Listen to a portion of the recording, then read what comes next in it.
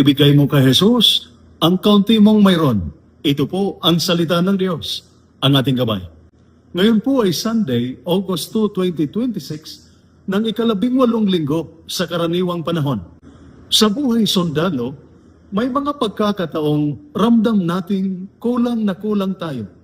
Kulang ng tulog, kulang ng pahinga, kulang ng oras sa pamilya, kulang ang lakas dahil sa duty, kulang ang presensya dahil sa pressure.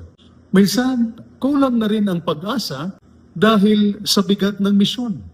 At sa harap ng malaking responsibilidad, minsan nasasabi natin, Panginoon, ito lang ang kaya ko. Kulang na kulang ako. Ngunit, ang mga mensahe sa ating mga pagbasa mula sa banal na kasulatan sa araw na ito ay napakaganda. Kapag ibibigay natin kay Jesus ang kaunti nating mayroon, kaya niya itong gawing sapat at pagpapala para sa marami. Sa unang pagbasa mula sa aklat ni Propeta Isaias, chapter 55, verses 1 to 3, sinabi ng Panginoon, kayong lahat na nauuhaw, lumapit kayo sa tubig. Inaanyayahan ng Diyos ang mga uhaw, gutom, pagod, at walang-wala. Sa ating mga sundalo, hindi lamang katawan ang napapagod. Napapagod din ang puso, napapagod ang isip, napapagod ang espiritu. Minsan, kahit kumplito ang uniforme, matibay ang katawan at tuloy ang trabaho.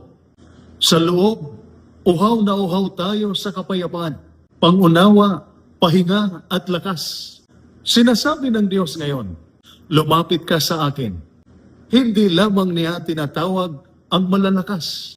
Tinatawag rin niya ang pagod. Hindi lamang ang perpekto, tinatawag rin niya ang may sugat. Hindi lamang ang matagumpay. Tinatawag rin niya ang nahihirapan. Sapagkat ang Diyos lamang ang makapagbibigay ng tunay na lakas sa kaluluwang pagod. Sa ikalawang pagbasa mula sa sulat ni San Pablo sa mga taga-Roma, chapter 8, verses 35, 37 to 39, sinabi ni San Pablo, walang makapaghihiwalay sa atin sa pag-ibig ni Kristo.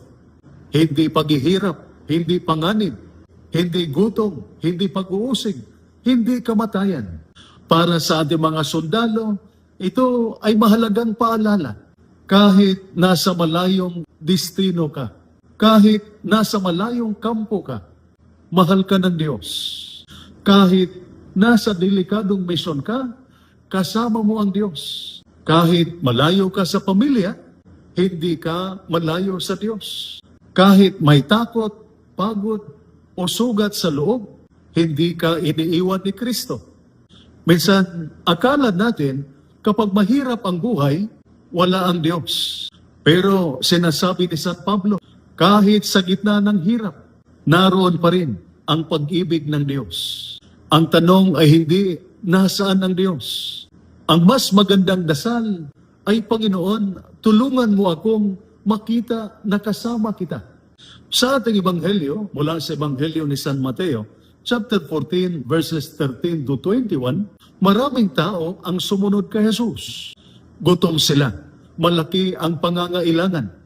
Nakita ito ng mga alagad at sinabi nila, pauwiin na po ninyo sila. Napakatao ang sagot nila. Kapag masyadong malaki ang problema, minsan gusto natin umiwas. Kapag pakiramdam natin kulang ang ating kaya, gusto natin umatras. Pero sinabi ni Jesus, kayo ang magbigay sa kanila ng makakain. Sumagot ang mga alagad, wala po kami rito kundi 5 tinapay at 2 isda. Sa madaling salita, Panginoon, kulang ito. Pero kinuha ni Jesus ang kaunti na mayroon sila. Pinagpala niya, pinaghati-hati, ipinamahagi, at nakakain ang lahat. Ito ang himala. Hindi hiningi ni Jesus kung ano ang wala sila. Ang hiningi niya ay ang kaunti na mayroon sila. Sa ating mga sundalo, minsan ganyan din tayo. Panginoon, kaunti na lang ang lakas ko. Panginoon, kaunti na lang ang pasensya ko. Panginoon, kaunti na lang ang pag-asa ko. Panginoon, kaunti na lang ang pananampalataya ko. Panginoon, pagod na ako sa misyon. Pero sinasabi ni Jesus, dalhin mo sa akin. Kaya dalhin mo sa Kanya ang pagod mong katawan. Dalhin mo ang bigat ng duty. Dalhin mo ang pangamba sa misyon.